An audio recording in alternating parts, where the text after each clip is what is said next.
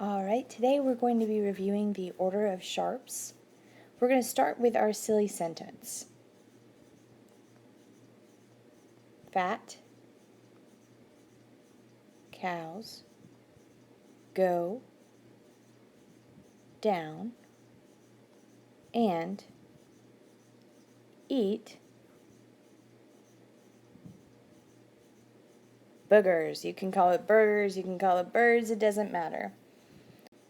Okay, now that we have our sentence, we know exactly what letters should be there and what their order should be. Now we're going to go through and determine which keys have what number of sharps. Okay, here's the rule. We're always going to start on C.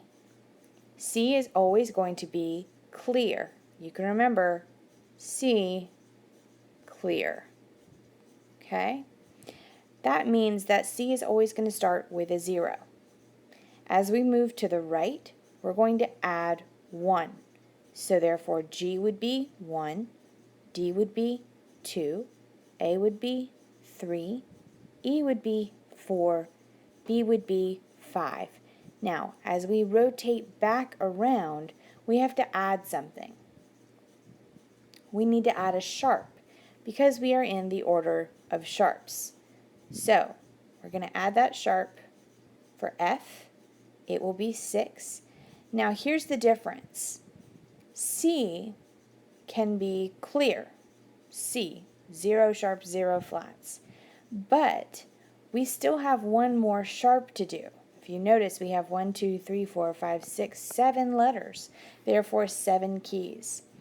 However, right now we've only got 6 sharps for F sharp major. That's where we stopped. What we'll do is we'll add a parentheses and put that sharp in parentheses next to the C and put a parentheses with 7 underneath the 0 for C. So now instead of C major with 0 sharps, 0 flats, we have C sharp major, which has 7 sharps. So let's try that again. We start always with C. As we go to the right, don't forget, we'll add 1. So here we go. C over to the right is G, 1. D will have 2. A will have 3. E will have 4. B will have 5. Again, when we rotate around, we need to add that sharp for F sharp. That will have 6. And C sharp major, in parentheses on both the sharp and the number, will have 7.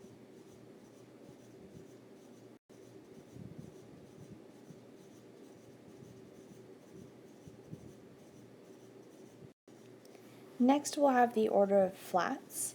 The order of flats is literally just the order of sharps in reverse. So if you look at it starting over here, fat cows go down and eat boogers all the way over to here. So again, all you have to do is do it in reverse, or remember, bead, goats can't fly. Either way, you should be able to find that easily. Next, we're going to do the same thing that we did with the order of sharps. This time we're still going to start with C, but notice that C is in a different location. C is always clear, remember that. So we're always going to start with the 0 on C. As we move to the right, we'll add 1, so F will have 1. Now, don't forget, when we swing back around, we need to add something. Last time we were doing the order of sharps. This time we're doing the order of flats. So instead of adding a sharp, we're going to add a flat. Okay? So in the same place that we put that sharp, we will now put a flat. So we'll put a flat next to B. That will get 2. A flat next to E. That will get 3. Flat next to A. That will get 4. Flat next to D. That will get 5. Flat next to G. That will get 6. And just like we did for the order of sharps, we'll have that parentheses. C flat major will get 7. Again, it's important to note that C is very different from C sharp and C flat. C has 0 sharps, 0 flats, as we can see right here. C sharp had 7 sharps, and C flat will have 7 flats. Very important to notice the difference there. Alright, so let's try that again. We'll start from C because C is always clear, therefore it's always 0. F will have 1 flat. We'll swoop back around and we need to add a flat when we swing around to the front of the line again. So B will have 2, E flat will have 3, A flat will have 4, D flat will have 5, G flat will have 6, and then parentheses, C flat will have 7. Again, we have those parentheses to make a difference between C, which is always clear, and C flat, which has 7 flats. Now let's go back to our order of sharps. We'll build it again, and then we'll answer some questions about how to determine what sharps are in which key. So again, we'll start with C. C is always clear. As we move to the right, we'll add 1. G will have 1, D will have 2, A will have 3, E will have 4, B will have 5. As we swing back around, we need to add a sharp, since we are in the order of sharps. Well, that was not my most lovely sharp, I apologize. F sharp will have 6.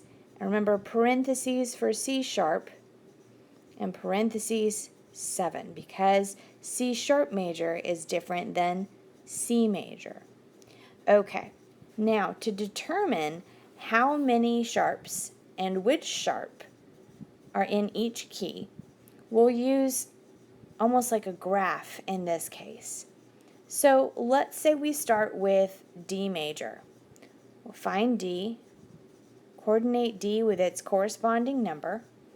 We know that D has 2 sharps. Well, in order to find which sharps are which, we will always start at the beginning of our little order of sharps. So if there is 1 sharp, it will always be F. In this case, D has 2 sharps. So our key signature will be F sharp and C sharp. All we'll do is just count from the beginning and list each of those sharps. Now it's important to notice that every time you list a letter as a sharp within a key, you also have to add the sharp, even if it's not necessarily on the letter for our order of sharps. Alright, let's try this with another key. If I asked you, how many sharps are in E major? We'll go and locate E. We notice that it has 4 sharps. Now remember, when we're listing from the very beginning, we're going to put on sharp on everything, even if it may not have a sharp on it right now, because we're creating the key signature.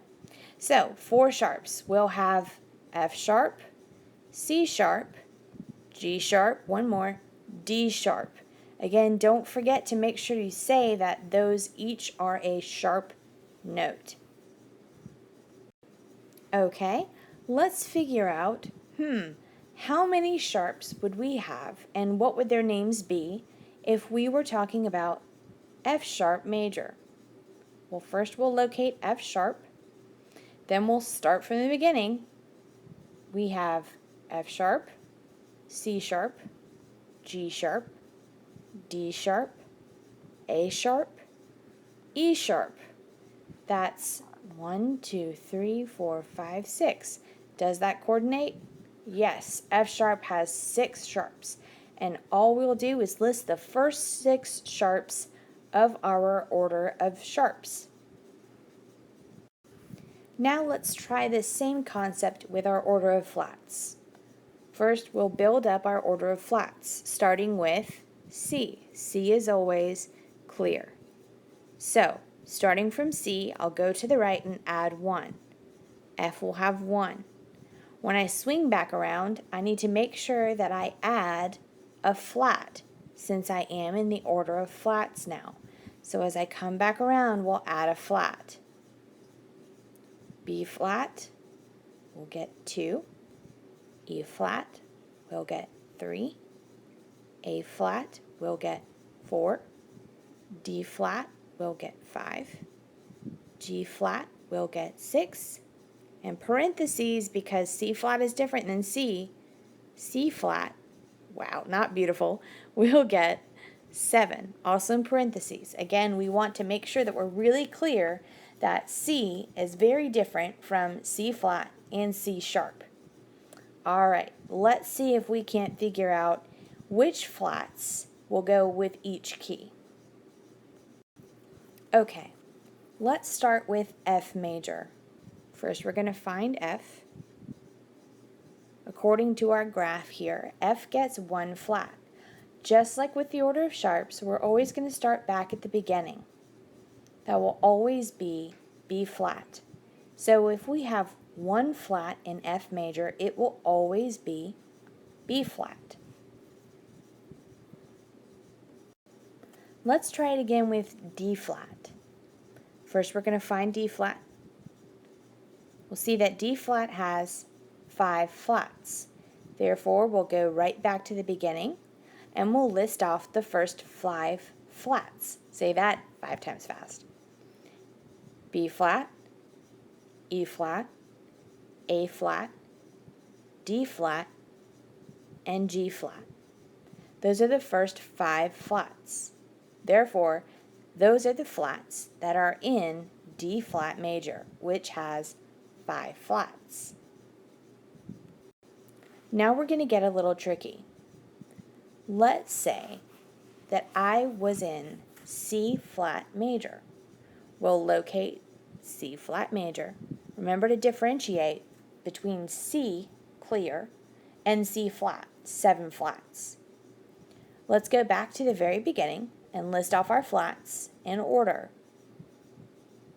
1, 2, 3, 4, 5, 6, 7. Now if I were going to list all of those flats that are in C flat major, I would say B flat, E flat, A flat, D flat, G flat, C flat, and F flat. Notice that when I'm listing the flats that are in each key, even if it doesn't have that flat already written in there, like it may down here, I will still call it a flat because in that key it will be a flat note.